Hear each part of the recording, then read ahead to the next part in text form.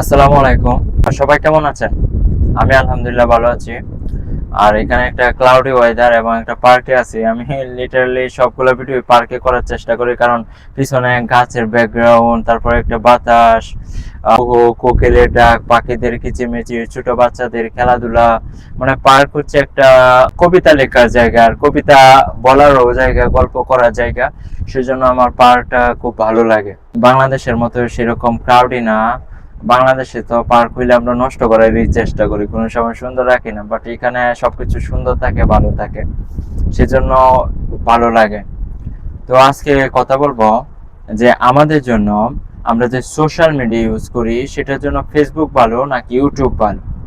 তো ফেসবুক এবং ইউটিউব দুইটাই সোশ্যাল মিডিয়া, এবং যেটাই আমরা একজন আরেকজনের সাথে ইন্টেলেকচুয়াল কথা বলতে পারি, যোগাযোগ করতে পারি, আমাদের কমেন্ট শেয়ার, আমরা আমাদের সোশ্যালাইজেশনের দিকে আমরা মানে খুব ধাবমান থাকতে পারি। আর ফেসবুক হচ্ছে যে আপনি বিভিন্ন পোস্ট করলেন, সেখানে আপনাকে ব্যাড কমেন্ট, ভালো কমেন্ট, মন্দ কমেন্ট সব কিছুই করতে পারে। আপনি বন্ধু তৈরি করলেন এবং বন্ধুদের লাইফস্টাইল দেখলেন, অথবা আপনার লাইফস্টাইল ফেসবুকে শেয়ার করলেন। On the other hand YouTube হচ্ছে যে এমন একটা প্ল্যাটফর্ম, এখানে কোনো বন্ধু বানানো যায় না, যেখানে আপনি আপনার নিজের বন্ধু নিজে, এবং সেখানে আপনি আপনাকে তৈরি করতে পারেন, একটা জায়গা দিতে পারেন যে আপনি মানে কেমন, আপনি কে, আপনি সেখানে আপনাকে চিনতে পারেন। ইউটিউবে আপনাকে চিনতে পারেন, কিন্তু ফেসবুকে আপনাকে চেনা যায় না। কারণ আমরা ফেসবুকে কি করি, আমাদের যে দিনের অথবা আমাদের জীবনের সবচেয়ে সেরা মুমেন্টগুলো আমরা শেয়ার করি, কিন্তু আমাদের তো সেরা মুমেন্টগুলো সবসময় থাকে না। আমাদের তো সবসময় খারাপের মধ্যেই থাকতে হয়, মন্দের মধ্যেই থাকতে হয়, ক্ষতির মধ্যেই থাকতে হয়, সেগুলো তো আমরা শেয়ার করি না। বাট আমরা শেয়ার করে ভালো দিক করে, সেটা 2 মিনিটের মানে 90 মিনিটের খেলায় যদি আমরা 2 মিনিটের গোল দেই, সেই গোলটাই আমরা শেয়ার করি। কিন্তু আমরা যে 90 মিনিট পর্যন্ত গোল করছি, খেলা ট্যাকেল দিছি, সেগুলো তো আমরা শেয়ার করি না।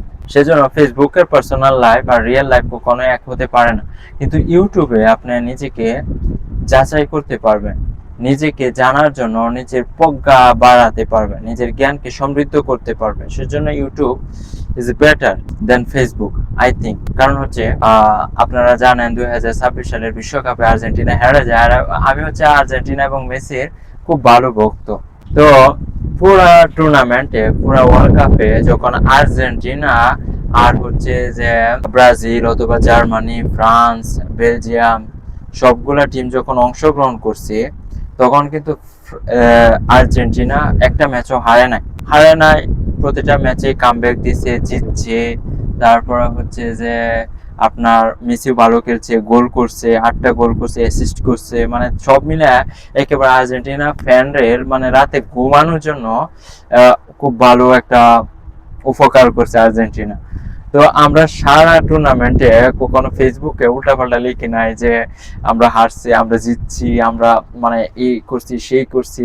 কারণ আমরা ভাবছি যে আমরা ফাইনাল নিব। আমাদের রাজা কখনো তার সমৃদ্ধ নিয়ে মানে বড়াই করে না, সে খালি রাজ্য জয়ের দিকে ধাবমান থাকে, সেটাই আমরা ভাবছি।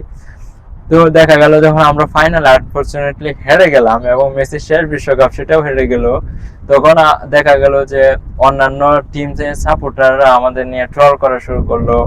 তো আমার এটা খুব খারাপ লাগছে। আমি ফেসবুক একেবারে ডিএক্টিভ করে দিয়েছি, কিন্তু আর ফেসবুকেই থাকবো না। তো ফেসবুক না থাকার আজকে 2 মাস পূর্ণ হতে চলছে।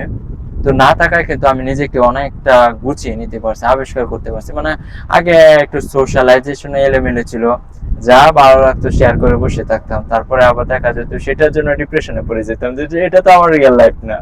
আমার রিয়েল লাইফ তো অন্যটা। আমি তো সারাদিনের মধ্যে মানে সবসময় ভালো থাকি না, খারাপের মধ্যে থাকতে হয়, প্যারেশানির মধ্যে থাকতে হয়, সেটা তো শেয়ার করি না। তো ভালোটা কেন শেয়ার করবো?